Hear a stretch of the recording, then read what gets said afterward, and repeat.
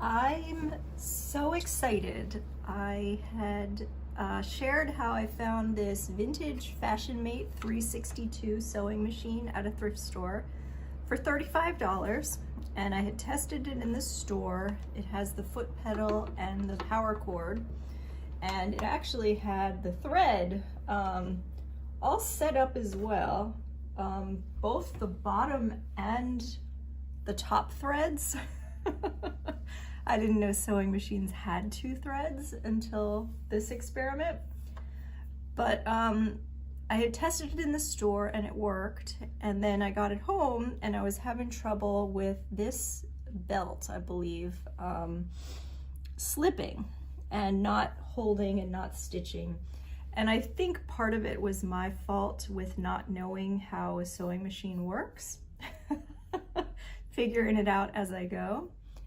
And so yesterday I did some work with my helper, and we were able to do two things that seem to have gotten the belt moving. The first thing that we did is we removed this top panel, and that just took two screws here and here. And then I'm not even sure that was, no, that was necessary, because that allowed us to take off this, it might be called the spinner wheel. I'm not entirely sure what this is called, but we started that by taking this off. There's one screw here, and then pulling this, and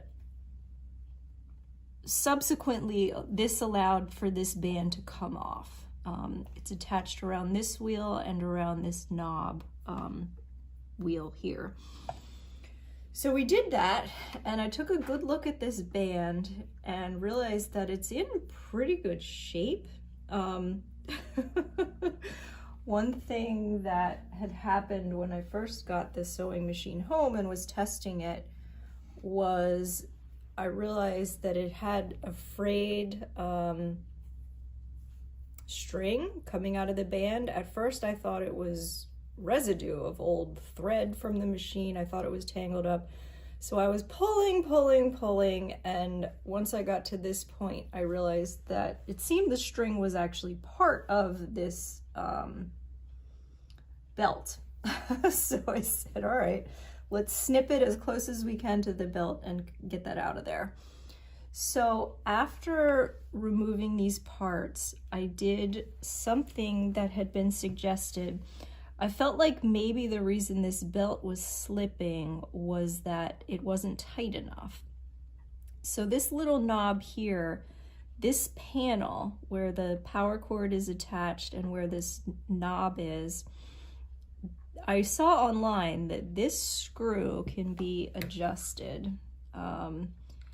And then once that's loosened up, you're able to move this either upward or downward to change how much tension is on this belt. So I said, all right, let me give that a shot. Let's put it back together and see what we got. So I will mention, this is an important detail, the belt, this kind of happened unbeknownst to me, but after I checked it, after putting it together again, I was very happy. Instead of the belt going like this, which was the direction it was originally facing, the frayed side was this side closer to the machine, I put the belt back on so that it was flipped in the other direction.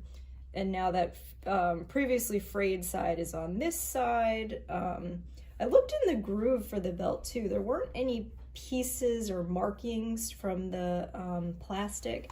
So I took that as a really good sign.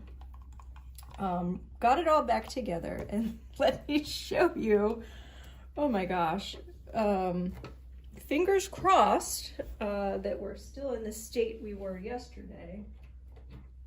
But once I plug this in, and now I have a superstition about the foot pedal. In the store when I used it, I pushed with my hand. And now the superstition is that it's only going to work if I push it with my hand. So I will do it that way. Another factor right now is I don't have any thread in the machine. So there's the possibility something is going wrong up here, the thread is getting snagged, and maybe that's why it's not turning, but we're going to deal with that later and test that hypothesis. I've realized that when sewing, this foot will go down. You probably can't see what I'm doing. And for this test, I think I'm going to keep the foot down. Yeah, give that a shot. Power on, and what we're looking at is whether this is going to turn. Whew, let's find out.